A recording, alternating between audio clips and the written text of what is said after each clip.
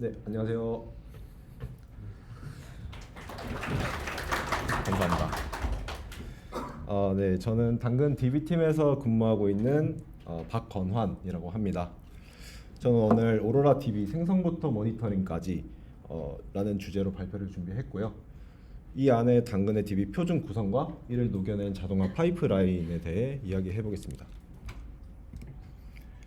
저는 사내에서 코난이라는 닉네임으로 활동하고 있고, 전에는 베스핀 글로벌에서 DBA를 하다가 현재는 당근마켓에서 이 DBMS 운영과 기술 지원을 담당하고 있습니다. 추가로 오픈소스인 PSMDB 오퍼레이터의 컨트리뷰터 활동도 하고 있고, 최근에는 인프런에 쿠버네티스 온 몽고DB라는 강의도 등록한 경험이 있습니다. 오늘 발표는 크게 세 파트입니다. 첫 번째는 DB 생성 자동화 파이프라인입니다. 오로라 DB 하나를 만들려면 실제로 뭘 해야 하는지, 그리고 그걸 어떤 구조로 자동화했는지를 먼저 살펴봅니다. 두 번째는 당근의 표준 구성입니다. 자동화 파이프라인 안에서 생성되는 서브넷이나 시큐리티 그룹, 파라미터 그룹 같은 사전 리소스부터 파라미터 상세 설정, 이런 저희의 표준들을 말씀드리면서 하나씩 살펴보겠습니다. 세 번째는 모니터링 자동화입니다. 이제 이건 DB가 만들어진 다음에 모니터링을 어떻게 자동으로 연결하는지, 저희의 매트릭스집 구조와 저희가 활용 중인 오픈소스 기반 도구에 대해서도 설명드리겠습니다. 그러면 저희의 DB 생성 자동화 파이프라인부터 좀 설명드리도록 할게요. 오로라 DB 하나를 만들 때 실제로 어떤 것들이 필요할까요? 아마 AWS 환경에서 DB를 관리해 보신 분들이라면 여러 가지 리소스가 떠오르실 텐데, 개발자분들이나 경험이 많지 않으신 분들은 AWS 콘솔에서 클릭 몇 번 하면 되는 거 아닌가 싶으실 수도 있을 것 같아요. 근데 사실 실제 운영 환경에서는 이 DB를 생성하는 건 그렇게 간단하지만은 않습니다. 보시다시피 서브넷 그룹부터 파라미터 그룹, 백업, 시큐리티 그룹, 모니터링 설정, 이렇게 신경 써야 할 게 꽤 많습니다. 그리고 단순히 생성만 하면 되는 게 아니라 각자의 회사에 맞춰서 좀 생성해야 되기 때문에 이걸 매번 수동으로 하나하나 세팅하면 시간도 오래 걸리고 빠뜨리거나 실수할 여지도 많습니다. 그래서 저희는 이걸 모두 저희의 표준에 맞게 좀 구성되도록 자동화해보자라는 목표를 세웠어요. 그래서 저희가 어떻게 자동화했는지 먼저 그림으로 좀 살펴볼게요. 먼저 사용자가 DB 생성을 요청하면 API 컨트롤러가 요청을 받습니다. 그러면 요청을 받은 API 컨트롤러가 카프카로 먼저 create 서브넷 그룹이라는 이벤트를 발행해요. 그러면 그 이벤트를 구독한 컨슈머가 AWS API를 통해서 서브넷 그룹을 만들고요. 그리고 그 요청이 성공하면 컨슈머가 곧바로 create security 그룹이라는 이벤트를 카프카로 발행하고, 그리고 다시 AWS API를 호출해서 시큐리티 그룹을 만들고요. 이런 식으로 파라미터 그룹이나 DB 클러스터 생성, 인스턴스 생성, 이렇게 순차적으로 좀 DB 생성이 진행된다고 보시면 돼요.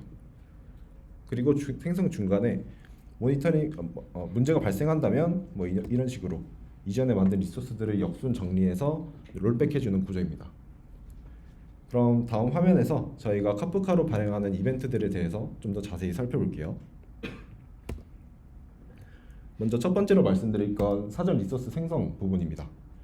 여기서는 서브넷 그룹, 시큐리티 그룹, 파라미터 그룹 같은 사전 리소스를 만들고요. 그 다음 단계에선 클러스터 생성인데, 여기선 create 클러스터, create 인스턴스 같은 API가 호출되게 돼요. 그리고 그 안에 로그 익스포트나 데이터베이스 인사이트, 백업, 메인터넌스와 같은 설정 값들이 포함되게 되고요. 그 다음으로는 후처리 작업입니다. 여기서는 이제 클러스터가 생성되고 난 뒤에 해야 할 작업들, 예를 들어 커스텀 엔드포인트 생성, 유저 생성, MySQL의 경우에는 빌로그 리텐션 설정과 같은 걸 하고요. 마지막으로 카프카 이벤트를 통해서 구성되는 건 아니지만, 저희는 이제 DB가 신규로 생성되면 자동으로 프로메테우스와 그라파나 연결되는 모니터링까지 구성하고 있어요. 결국 이번 섹션에서 말씀드리고 싶은 부분은 이 이벤트들이 수행될 때 당근은 내부적으로 어떤 표준을 적용시키는지, 또 왜 그렇게 설정했는지를 좀 위주로 봐주시면 좋을 것 같습니다. 그러면 저희 표준은 어떻게 구성되어 있는지 살펴볼게요. 네, 먼저 DB 생성 요청이 들어오면 서브넷 그룹과 시큐리티 그룹, 파라미터 그룹을 생성하게 되는데요. 여기서 서브넷 그룹과 시큐리티 그룹 먼저 살펴보면 클러스터 1에는 서브넷 그룹 1과 시큐리티 그룹 1, 클러스터 2에는 서브넷 그룹 2와 시큐리티 그룹 2, 동일하게 클러스터 3에도 각각 서브넷 그룹과 시큐리티 그룹이 구성돼요. 즉 각각의 클러스터에는 전용 서브넷과 전용 시큐리티 그룹을 사용하고 있습니다. 왜 이렇게 분리하냐라는 질문이 나올 수 있는데요. 몇 가지 이유가 있어요. 첫 번째로는 이 서브넷 그룹은 한 번 설정되면 변경이 불가능합니다. 만약 공용으로 묶어두면 특정 DB만 격리해야 할 때 대처할 수가 없어요. 두 번째로 시큐리티 그룹도 개별 분리해두면 변경이 필요할 때 혹시 모를 영향도를 최소화할 수가 있고요. 마지막으로 이렇게 해두면 만약에 일반 DB가 민감 정보를 포함하게 되더라도 다른 DB에 영향 없이 유연하게 격리할 수 있습니다. 이러한 이유로 저희는 서브넷 시큐리티 그룹을 분리하고 있고, 다음은 파라미터 그룹은 어떻게 설정하는지 알아볼게요.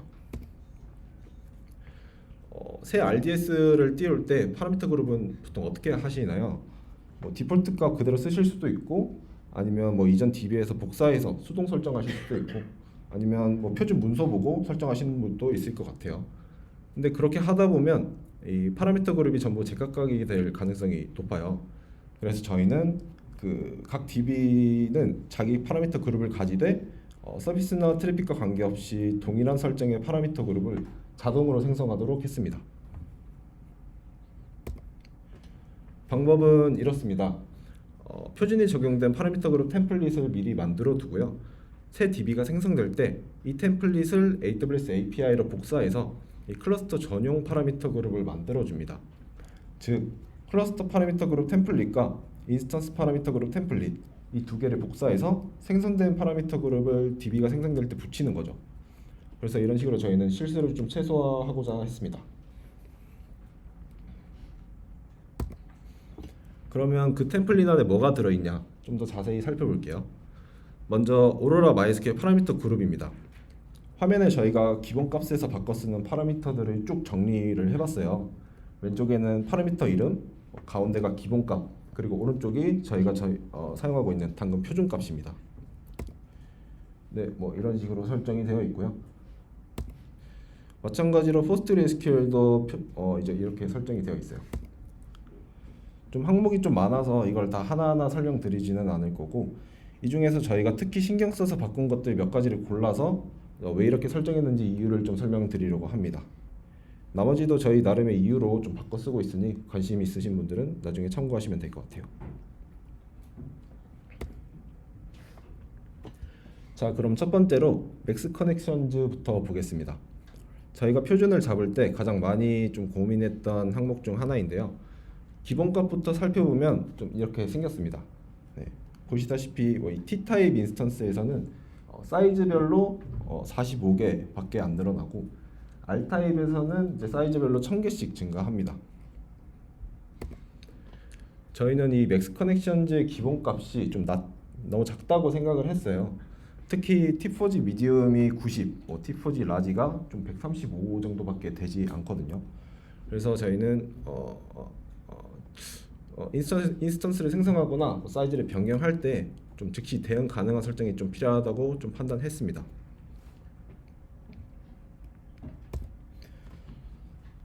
그래서 저희는 이렇게 설정을 했는데 DB 인스턴스 클래스 메모리를 1GB로 나누고 여기에 로그 함수를 적용시켜서 좀 적절한 사이즈별 배열을 적용했어요.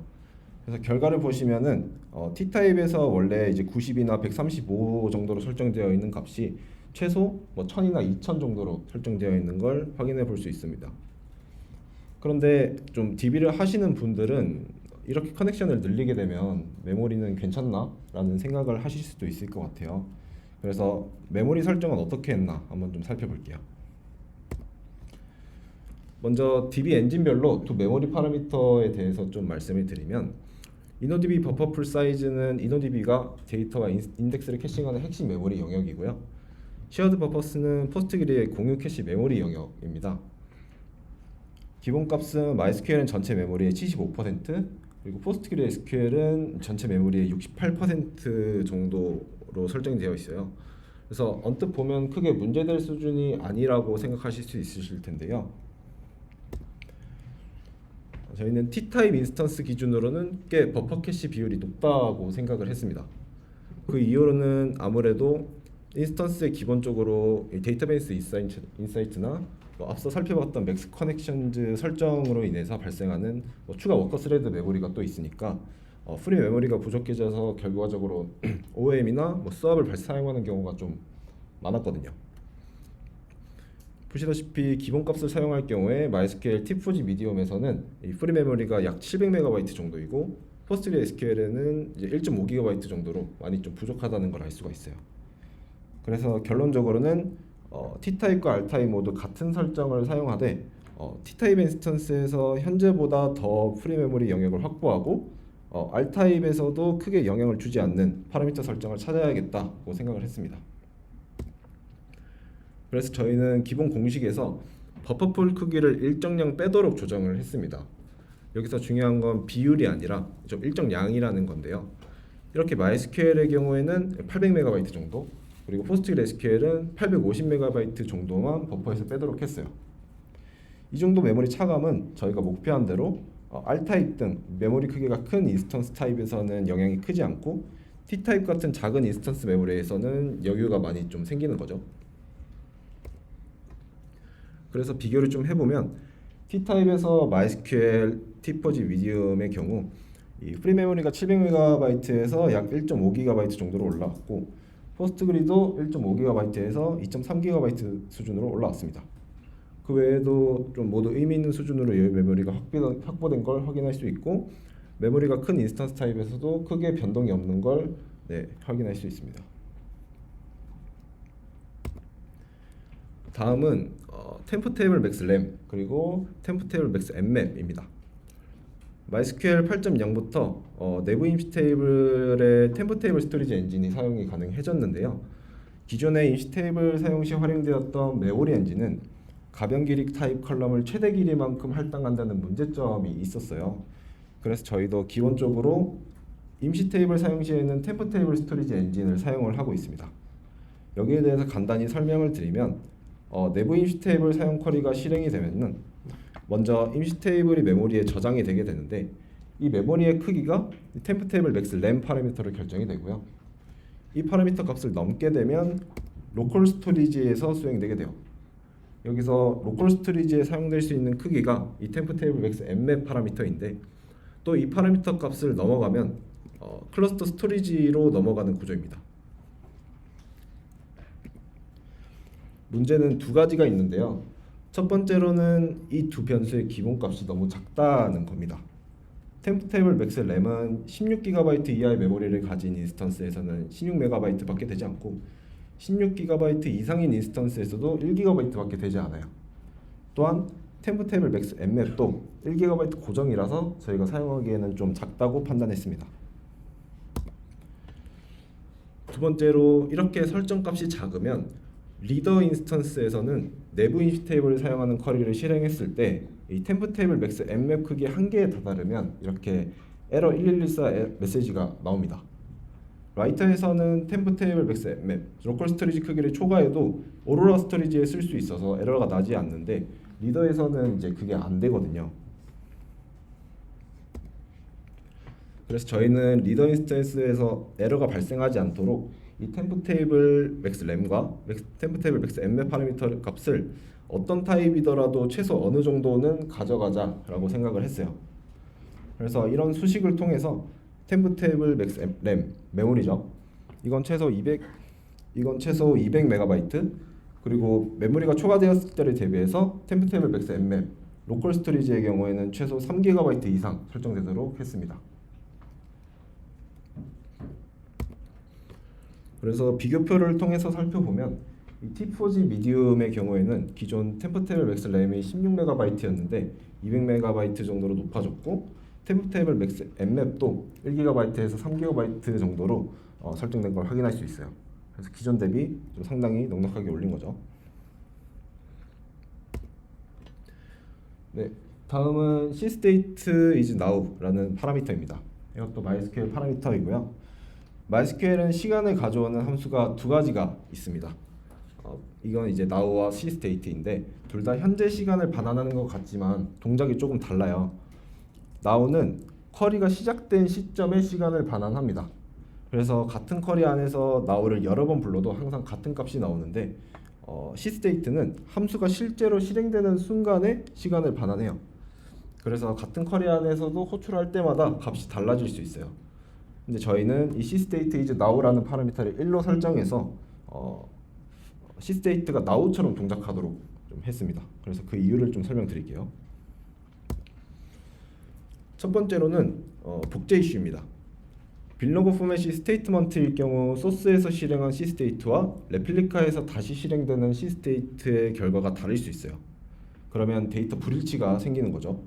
물론 저희는 로우 포맷을 사용해서 변경된 행 자체가 복제되니까 좀 문제는 없는데 스테이트먼트 포맷이라면 위험합니다. 그리고 두 번째로는 인덱스 활용 이슈입니다. cState는 non-deterministic 함수로 분류되기 때문에 이 옵티마이저가 이걸 상수로 취급을 하지 못해요.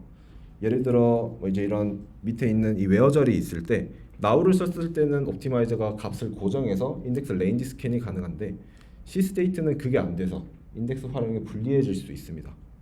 그래서 복제 안정성도 확보되고 인덱스 활용성도 확보되기 위해서 이 옵션을 기본으로 좀 켜두고 있습니다.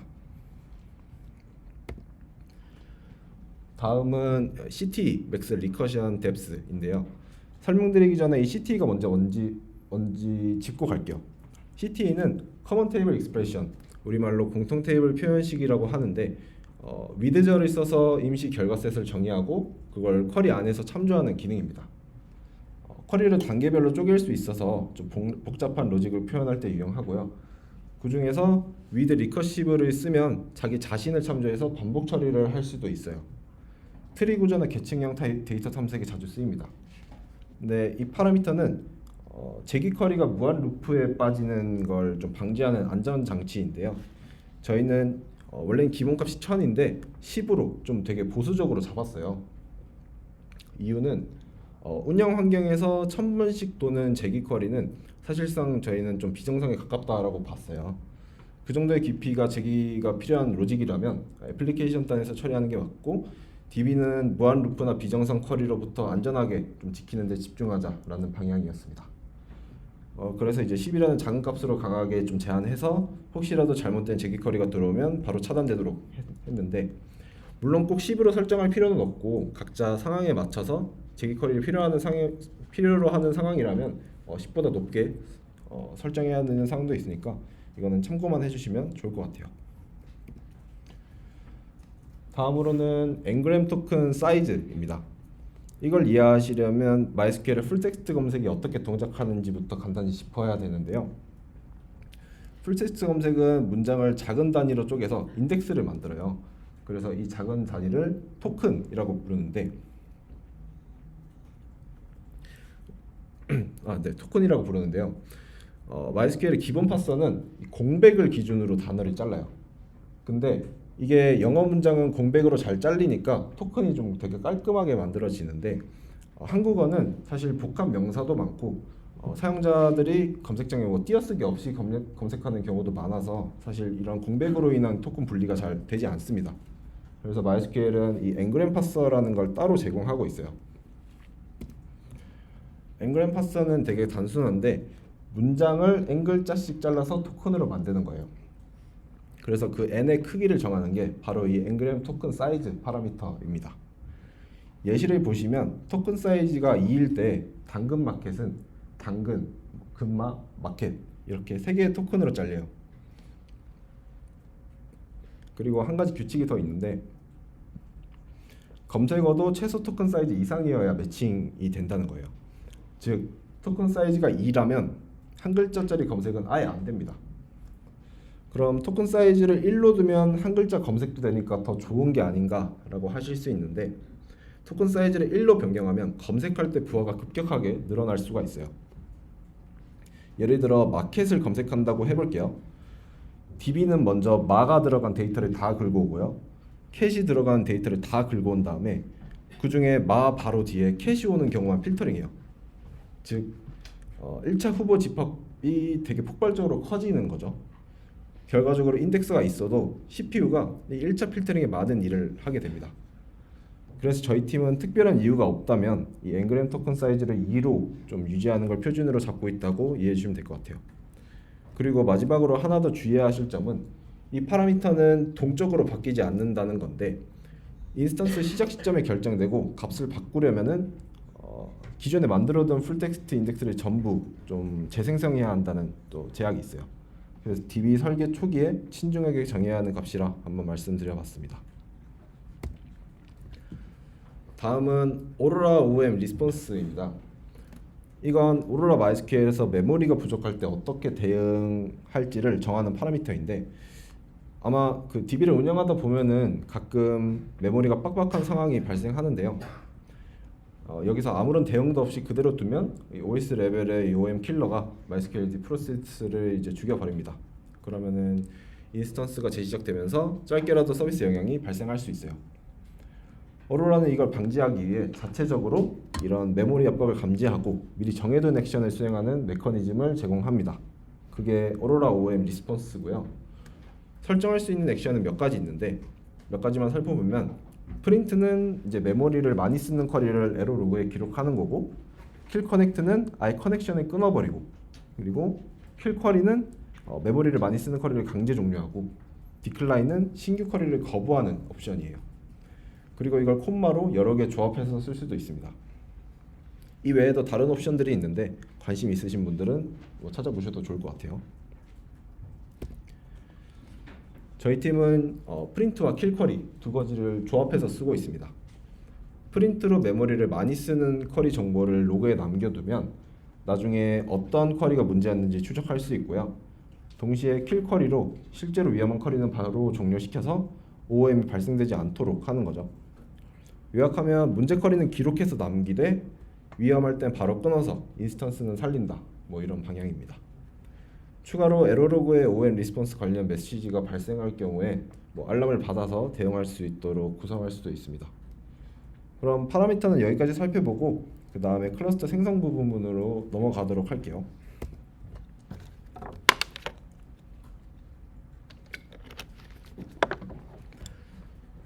네, 먼저 로그 익스포트 설정입니다. MySQL에서는 기본적으로 세 가지 로그 그룹을 설정을 하는데 어딘 로그, 그리고 에러 로그, 그리고 슬로우 쿼리 로그 이 세 개를 이제 설정합니다. 어딘 로그는 누가 언제 어떤 쿼리를 실행했는지 추적하기 위한 것이고 ISMS 등 컴플라이언스 감사 대응용으로도 사용해요. 그리고 에러 로그는 DB 장애나 비정상 종료 트러블 슈팅, 그리고 슬로우 쿼리 로그는 성능 병목 탐지 그리고 쿼리 튜닝 목적으로 사용하고 있어요. 포스트그레이스케일도 비슷한데요. 포스트그레이스케일 로그 하나로 여기에 어딘 로그, 에러 로그, 슬로우 쿼리 로그 세 가지 역할을 통합 관리합니다. 물론 어딘 로그 설정을 위해 pg 어딧 익스텐션 설치가 필요하고요. 이 세 가지 역할을 하나의 로그 체계에서 통합 관리하는 구조예요. 추가로 여기 로그 그룹 옆에 기간이 써져 있는데 이거는 기본적으로 이제 로그 그룹을 생성을 하게 되면 만료 기한이 없어서 좀 삭제되지 않고 계속 적재되는데 저희는 좀 만료 기간을 명시적으로 지정함으로써 좀 비용 관리도 좀 하고 있다라는 점 말씀드립니다. 다음은 데이터베이스 인사이츠입니다. 저희가 왜 데이터베이스 인사이츠를 쓰냐 말씀드리면 클라우드워치만으로는 이제 DB가 느리다라는 걸 알 수가 있는데 이 어느 쿼리가 어디에서 어떻게 느리다라는 건 파악하기가 어렵습니다. 그래서 장애 시에도 이제 원인 쿼리를 빠르게 특정하기 위해서 그리고 이후 세션에서 소개할 데이터베이스 인사이트 활용에서도 사용되기 때문에 좀 기본적으로 활성화하고 있습니다. 네, 그리고 이제 다음은 백업입니다. 저희는 태그만 붙이면 백업이 자동으로 좀 설정이 되도록 했습니다. 그래서 DB 생성 시에 이 DB 특성에 맞는 태그를 자동으로 부여하고 AWS 백업이 이 태그를 기반으로 백업 대상을 자동으로 잡아주는 구조예요. 즉 수동으로 백업 정책을 설정할 필요가 없는 거죠. 태그는 예시와 비슷한 느낌으로 설정하고 있어요. 여기서 RGS의 오토메이티드 백업을 사용하면 되는 거 아니냐라는 질문이 나올 수 있는데요. 이 오토메이티드 백업의 특성 먼저 살펴볼게요. 오토메이티드 백업은 먼저 클러스터에 종속되어 있어요. 이 말은 클러스터가 삭제되면 자연스럽게 해당 백업은 삭제되게 됩니다. 물론 삭제 전에 백업을 남길 수는 있지만 최대 35일 동안 보관할 수 있다는 제약이 있고요. 또 클러스터 단위로 개별 설정을 해야 돼서 관리가 좀 까다롭기도 해요. 그리고 마지막으로 볼트락 적용이 불가능합니다. 여기서 볼트락은 백업에 대해 삭제나 미변조할 수 없도록 락을 거는 장치인데 이건 다음 장에서 좀 더 자세히 살펴볼게요. 반면 AWS 백업은 클러스터의 독립이에요. 클러스터가 삭제되든 말든 독립적으로 관리되고, 그리고 보관 기간도 무제한으로 설정할 수 있고, 클러스터 단위로 개별 설정하는 게 아니라 태그 기반으로 중앙 관리가 가능합니다. 그리고 볼트락 적용도 돼요.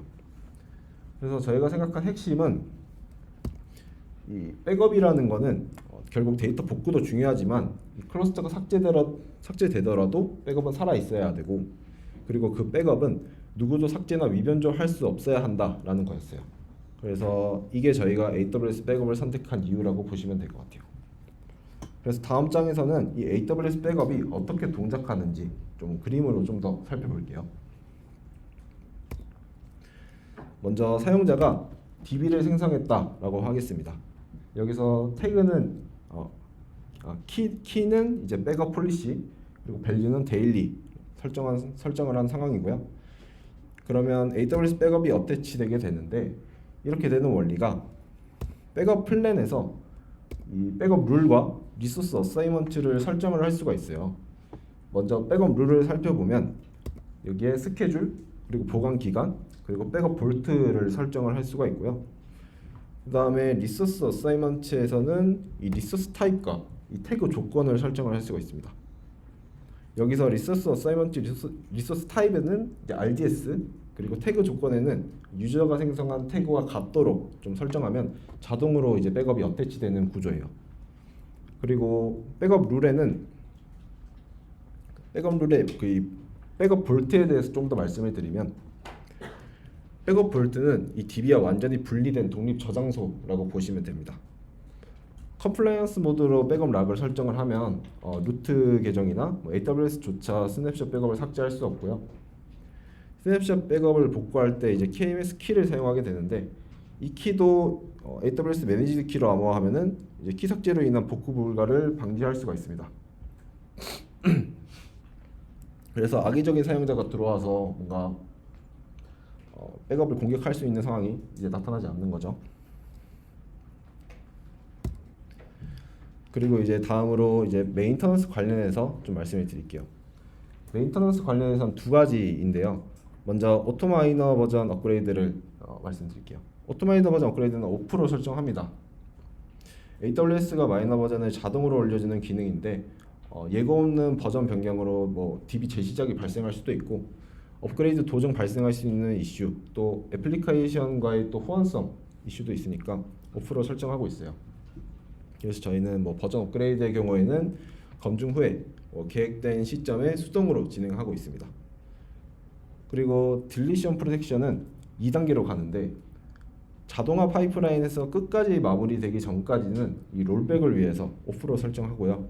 이 파이프라인 마지막 단계까지 다 성공하면 그때 이제 ON으로 변경합니다. 그래서 해당 옵션 또한 예상치 못한 삭제를 방지하기 위해서 기본적으로 활성화하고 있어요. 그래서 여기까지 DB 클러스터 생성 부분은 마무리되었고, 이제 자동화 파이프라인에서 마지막 단계인 이 후처리 작업에서는 어떤 작업을 하는지 살펴볼게요. 후처리 작업은 3개가 있습니다. 커스텀 엔드포인트 생성, 그리고 공용 계정 생성, 그리고 MySQL의 경우에는 빌로그 리텐션 설정. 먼저 커스텀 엔드포인트는 이제 리더 인스턴스를 서비스용과 배치용으로 나누기 위한 목적으로 별도 구성하는데요. 이건 상세 내용은 다음 세션에서 저희 이민규님이 자세히 설명해 주실 예정이라서 이건 넘어가도록 할게요. 다음 유저를 좀 생성하게 돼요. 저희는 4가지의 유저를 사용하는데, 먼저 매트릭 수집에 사용되는 모니터링용 계정, 그리고 빅쿼리 덤프 등에 사용되는 덤프 계정, 그리고 DBA 관리용으로 사용되는 어드민 계정, 그리고 앱에서 접근하기 위한 서비스 계정을 만들어줍니다. 그리고 이 빌로그 리텐션은 MySQL에만 해당되는데, 이건 업무 요건에 따라 적절한 보관 기간을 설정하고 있습니다. 이렇게 해서 DB 생성 자동화 파이프라인이 마무리가 되게 되고요. 이 단계까지 도달하면 저희는 DB가 정상적으로 동작하고 있다고 판단합니다. 그러면 이제 마지막으로 모니터링 자동화에 대해서 좀 말씀을 드릴게요.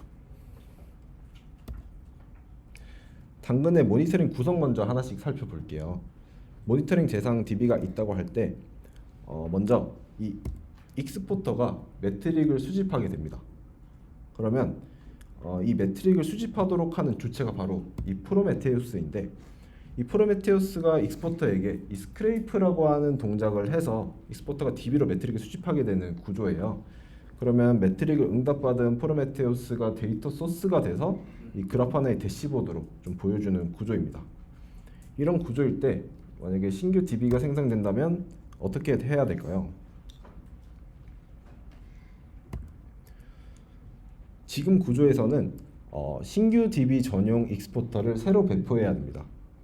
만약 3번 DB가 이렇게 새로 만들어졌다고 했을 때 이 DB를 바라보는 익스포터도 새로 배포해야 되고요. 프로메테우스에서도 새로 배포된 익스포터에게 이 스크레이핑을 하기 위한 이 설정 값을 업데이트해야 돼요.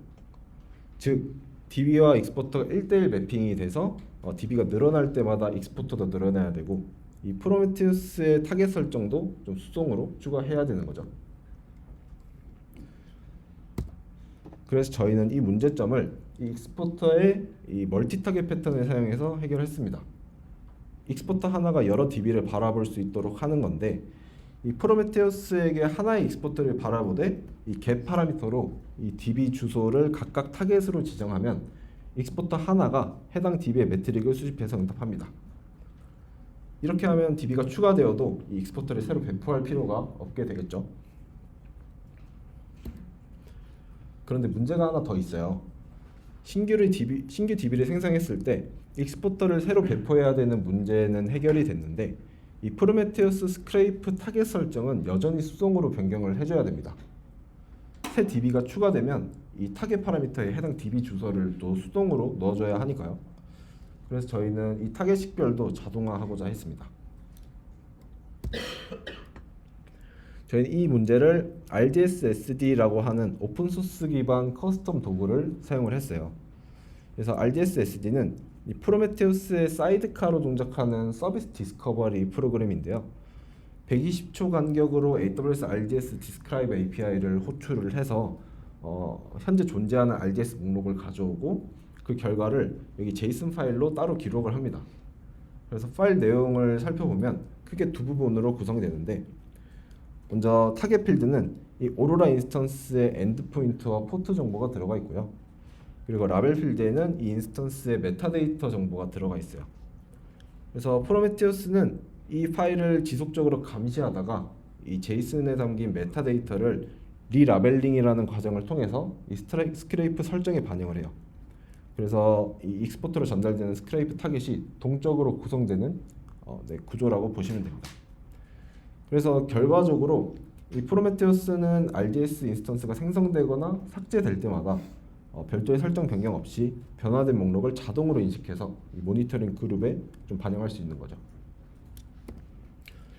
마지막으로 좀 전체 흐름을 좀 정리를 해볼게요. 신규 DB가 생성이 되면 RDS SD가 이거를 발견을 하고 RDS SD JSON 파일을 업데이트합니다. 그러면 프로메테우스가 타겟을 갱신을 하고요. 그리고 익스포터의 스크래핑을 수행을 해요. 그러면 스크래핑을 전달받은 익스포터가 신규 DB로 매트릭을 수집하게 되고, 이를 프로메테우스에게 응답을 합니다. 그 후에 이 매트릭 정보를 저장하는 데이터 소스가 돼서 이 그래프 하나의 패널로 좀 구현된다고 보시면 될 것 같아요. 그래서 이번 세션에서는 이 오로라 DB 생성 자동화 파이프라인이 어떤 구조로 되어 있는지 좀 파악해봤고, 그 안에 들어가 있는 각 항목들, 뭐 파라미터 그룹이나 뭐 시큐리티 그룹 이런 거에 대한 표준을 좀 살펴봤습니다. 그리고 마지막으로 이 멀티 타겟 익스포터나 이 RDS SD를 활용해서 모니터링 연결까지 자동으로 이어지도록 한 구성을 소개드려봤습니다. 그래서 마지막으로 드리고 싶은 말씀은 좀 정답은 없다는 건데요. 오늘 소개드린 저희 표준이 모든 환경에 다 맞는 건 당연히 아닙니다. 파라미터 값도 다를 수 있고 파이프라인 구조도 다를 수 있고요. 다만 저희가 느낀 건 좀 표준을 정하지 않으면 매번 다른 설정 그리고 다른 이제 실수가 반복된다는 거였어요. 그래서 완벽하지 않더라도 기준을 좀 잡고 시작하면 거기서부터 개선해 나갈 수 있었고, 그래서 그 오늘 내용이 그 기준을 잡는데 조금이라도 참고가 되셨으면 좋겠다라는 말씀을 드립니다. 네, 제가 오늘 발표드릴 건 여기까지고